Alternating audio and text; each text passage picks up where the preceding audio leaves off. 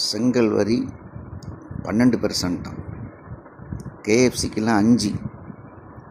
அந்நிய நாட்டுக்காரனுக்கு சலுகை பண்ணுவாங்களாம். செங்கல் தயார் பண்ணுறவங்களுக்கு எவ்வளோ கஷ்டம் இருக்குது, எவ்வளோ பிரச்சனைகள் சந்திக்கிறாங்க.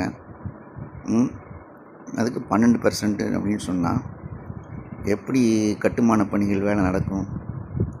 சிமெண்ட்டு, கம்பி, செங்கல், இது 3 மூலப்பொருள்கள். இதற்கு ஓரளவு மக்களுக்கு சலுகை கொடுக்க வேண்டும். அதே போல் உணவுப் பொருள்களில், ஹோட்டல்களில் சாப்பிட்றதுக்கு அதுக்கு ஜிஎஸ்டி.